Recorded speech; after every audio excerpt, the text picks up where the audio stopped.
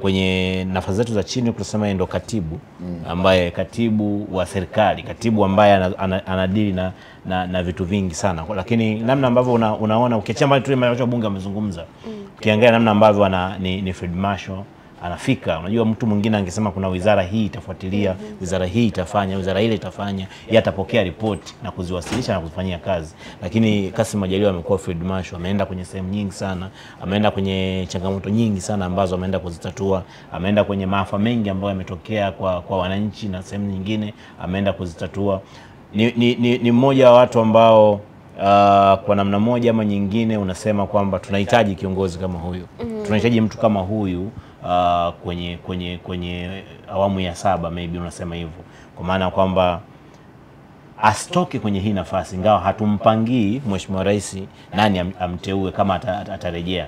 Hatumpangii, lakini unaona kabisa kwamba nchi imekuwa yani iko smooth, iko level, ingawa sababu ya mtu ambaye yupo anayefanya hiyo vitu vikae sawa. Amekuwa ni muhimili mzuri kati ya mawaziri na Mheshimiwa Rais. Si umeelewa? Sio mtu mawaziri wenyewe wanasema, mmoja kati ya waziri ambaye alishawahi kuzungumza, sasa kumtaja jina, alisema kwamba mmoja kati ya watu ambao ni rahisi kufikika ni pamoja na waziri mkuu.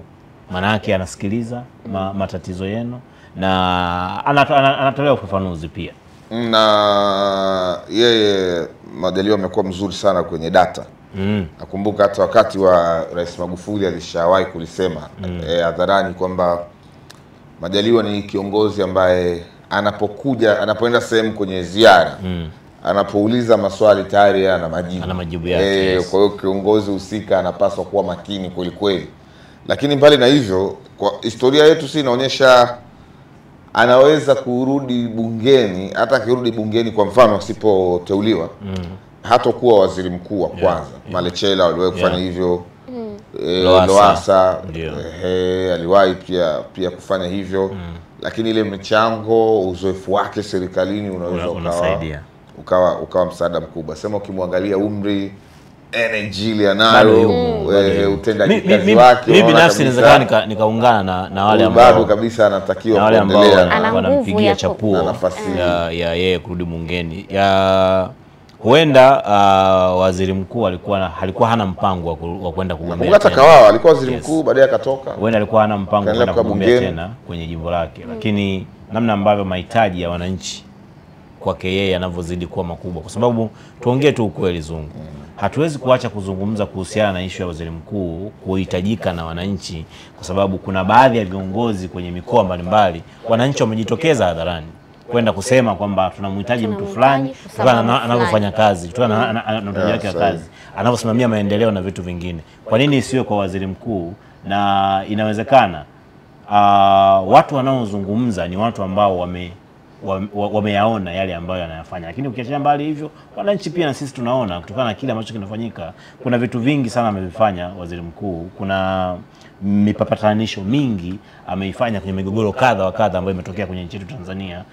Migogoro ya wafugaji na wakulima ni moja kati ya changamoto kubwa sana kwenye jamii za kifugaji, imekuwa ni kubwa, na waziri mkuu ameenda field, ameona kile ambacho kilikuwa kinafanyika huko. Unataka sasa umpate waziri mkuu mwingine wa namna gani?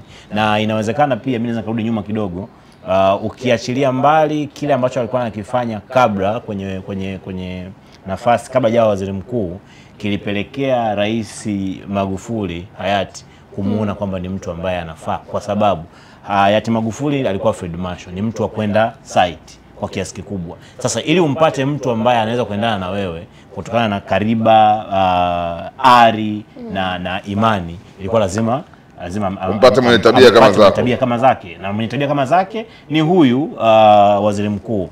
Amefariki bahati mbaya, amekuja rais mwingine, ameendelea naye. Rais Samia alikuwa na uwezo wa kuvunja baraza la mawaziri, si umeelewa vizuri? Alikuwa na uwezo huo wa kuvunja baraza la mawaziri kama tu waziri mkuu alikuwa hamuhitaji kutokana na katiba na sheria ilivyo, si ndio? Kwamba angelivunja baraza la mawaziri, lakini ameliacha baraza la mawaziri, amebadilisha tu baadhi ya mawaziri kutoka sehemu nyingine kwenda sehemu nyingine, na umeona namna ambavyo baraza la mawaziri linapiga kazi. Tunamzungumzia Aweso leo kwa kiasi kikubwa kwamba amepiga kazi, anafanya kazi kubwa. Tumemzungumzia mbunge alikuwa waziri wa afya, mbunge wa Tanga mjini, si ndio? Alikuwa nani yule dada?